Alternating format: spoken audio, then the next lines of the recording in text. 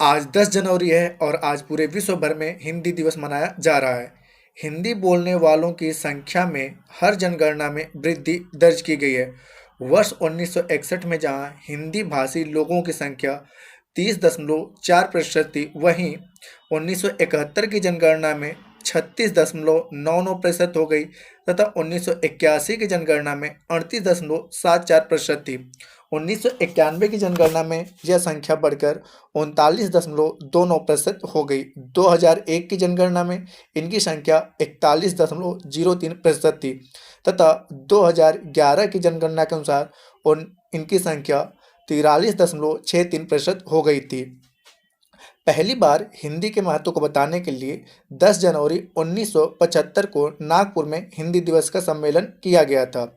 वर्ष 2006 में 10 जनवरी के दिन से विश्व हिंदी दिवस मनाए जाने की घोषणा का पहला और अहम उद्देश्य था अपनी प्यारी हिंदी को वैश्विक स्तर पर प्रतिष्ठित करना। विश्व हिंदी दिवस मनाए जाने के जरिए भारतीय दूतावासों ने हिंदी के वैश्विक विस्तार को बढ़ावा देने की कोशिश शुरू की।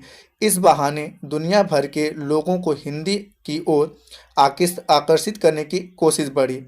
निश्चित तौर पर हिंदी लगातार वैश्विक स्तर पर अपनी उपस्थिति और ताकत बढ़ा रही है, लेकिन हिंदी को अपने ही घर में एक स्तर पर उपेक्षा भी झेलनी पड़ रही है।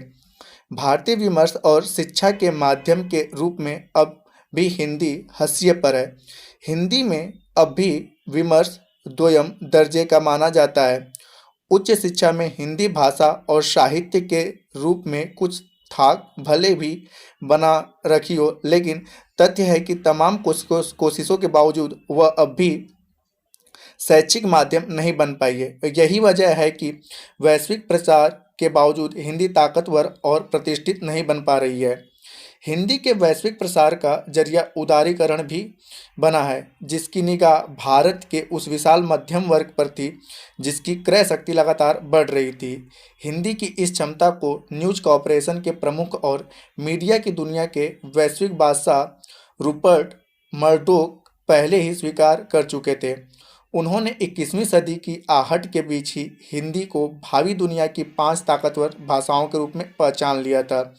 इसी के बाद उन्होंने भारत में अपने स्टार समूह के चैनलों के विस्तार की रणनीति बनाई। हिंदी समझने और बोलने वालों की संख्या हो या इंटरनेट पर हिंदी के विस्तार के आंकड़े, वे सभी उत्साहवर्धक हैं। आज दुनिया भर में 150 से ज़्यादा देशों के 200 विश्वविद्यालयों में हिंदी पढ़ाई जा रही है। अमेरिका के 30 से ज़्यादा विश्वविद्यालयों व शैक्षिक संस्थानों में हिंदी की पढ़ाई हो रही है। इसी तरह जर्मन के 15 संस्थाओं में हिंदी भाषा और साहित्य का अध्ययन हो रहा है। ब्रिटेन की लंदन, कैम्ब्रिज और यॉर्क यूनिवर्सिटी में भी हिंदी पढ़ाई जाती है।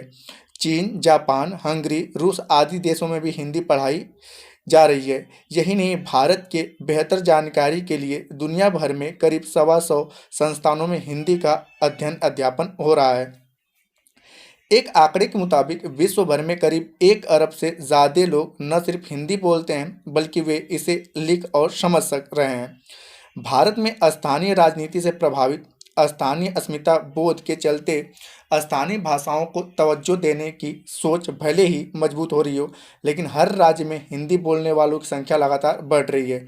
विश्व में हिंदी तीसरे स्थान पर भले ही हो, परंतु Nepal, Bangladesh, Pakistan, Malaysia, Britain, America जैसे देशों में हिंदी के जरिए भारतीय का विकास हो रहा है।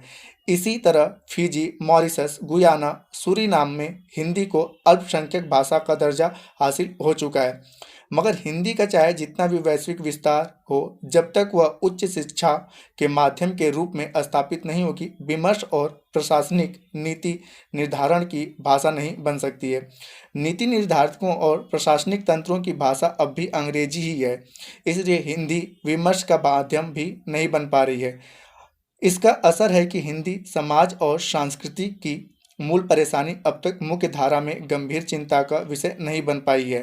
अब भी प्रशासनिक तंत्र का मुख्य कार्य अंग्रेजी में होता है और हिंदी में उसका अनुवाद भर होता है। नीति नियंता यह नहीं सोच पाते कि हर भाषा की अपनी सांस्कृतिक परंपरा होती है। उनका अपना चिंतन होता है और इस लिहाजे से उनकी अपनी समस्या भी होती है। उस समस्या को वही समझ पाएगा जो उस भाषा की सीमा और संस्कृति दोनों को समझता हो। विमर्श और शैक्षिक माध्यम बनाने के पीछे ये भी मूल कारक होते हैं कि हिंदी के वैश्विक विस्तार और प्रचार के साथ इस तथ्य की ओर ध्यान दिया जाना चाहिए।